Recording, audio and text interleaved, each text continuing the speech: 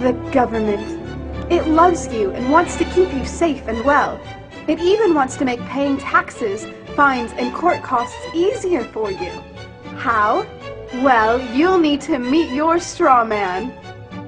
He was born the same day you were. He looks like you, has the same name, and lives in your house, but you never knew he existed. You will have even paid his parking tickets or taxes. The worst part? He's been dead from day one. From every birth certificate, a legal personality, or legal fiction, is created with the same name to confuse little old you into thinking it's you. So, there's a human you and a paper you, or as it's commonly known, a straw man. So when it seems like government officials, court clerks, or the police are speaking English, they aren't. They're speaking legalese, designed to make you agree to verbal and written contracts without even knowing about it, all spun from Black's Law Dictionary. For example, when the police say, "Do you understand?" you'll say, "Yes." What they are really saying is, "Do you stand under our authority?" Oops-a-daisy, you just created a verbal contract with them. Oh, you clever government. Did you know that whenever you register something, you are handing over title to the person you register it with? That's right. Whenever you register something with the government, they assume it belongs to them.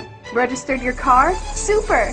Now you are the registered keeper of your vehicle, and the government can crush it when you don't pay your, straw man's taxes. Expecting a new bundle of joy? Well then you need to register your little darling with a birth certificate. Then they can start the process all over again and create a new straw man for your little one. Isn't that great? So when Junior grows up, he'll be able to generate revenue just like you have. When you notify on your baby by signing the birth certificate, your child becomes a ward of state, and if the government doesn't like what you're doing, they'll assume it's okay to take the child away, or make new rules for things they don't like. Not enough school? Smacking your child? Shouting too loudly? Then it's off to social services for the little one. When you get a bill, it's sent to you, but belongs to your straw man, not you. That's why bills, fines, and summons start with Mr., Mrs., or Ms. Sometimes you'll see your surname in capitals, just like on a gravestone. That's because your straw man is dead, and just a silly piece of paper, created before you could comprehend or even consent to it. When you go to court, you represent your straw man, so you, the human, take on any costs, fees, taxes, and fines involved for the straw man. The human you doesn't even need to pay them. But you made a contract with the court by appearing on behalf of your legal personality or straw man, just like the government knew you would. Confused? Well, don't worry. The government doesn't want you to know anyway. If you knew, you'd stop paying things like council tax and parking tickets. Because when you go to court, you are representing your straw man. You are you, alive and made of flesh and blood. Your straw man, or legal personality, is a piece of paper created from your birth certificate. And you think it's you. What a silly Billy.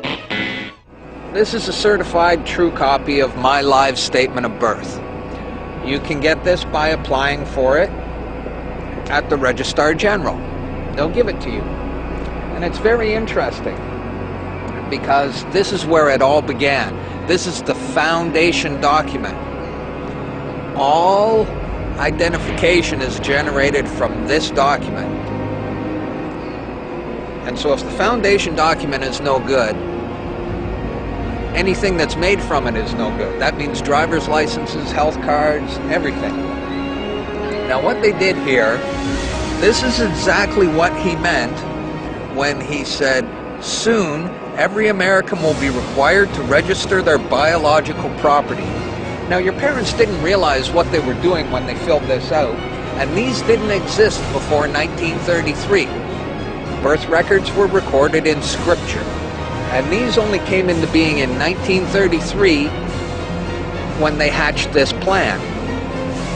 They created a corporate fiction with a name just like yours.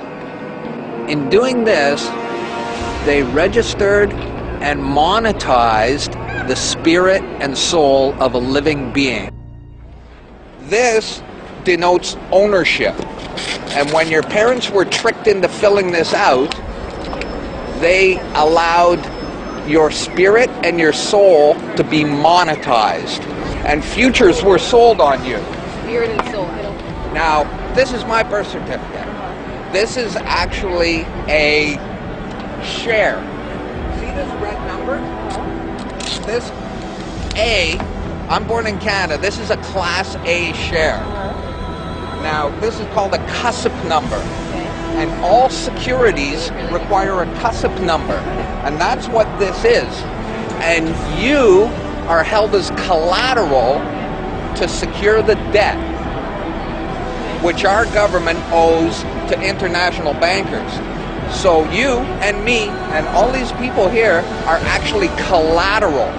And we don't even own our lives. We are chattel. And we believe we're free. I made an application to the Registrar General and I got my original social insurance application. Now before they sent it to me, they put a little piece of paper over this before they photocopied it. Because my friend has his and they didn't block this out. And when you hold it up, you see Bank of Canada. It is said that the best slaves are the ones who don't know that they're enslaved. And we all have invisible chains on us and we don't know it. What truth? That you are a slave here. Like everyone else, you were born into bondage. Born into a prison that you cannot smell or taste or touch. A prison for your mind. We're talking about big bucks. We're not talking about hundreds of millions or even hundreds of billions now. We're talking about trillions of dollars. The obligation is immeasurable. Nobody can measure it. This door's wide open now. It's gonna happen, whether you like it or not. Do you notice that they have the same amount of ink on them? Do you notice that they're made out of the same virtually worthless stuff? It's paper. Did you get it? It's paper. When we create money, we have created an instrument of value that has no value of its own. And it's just as expensive or inexpensive to print the 20 as it is to print the 1. In January of 1913, in December of 1913, he signed the Federal Reserve Act, bringing the Federal Reserve System into place in America, and did what Thomas Jefferson said must never happen. He took the control of the money away from the people by taking it away from the Congress and gave it to a group of private individuals who have to pay taxes on the money they loan the government.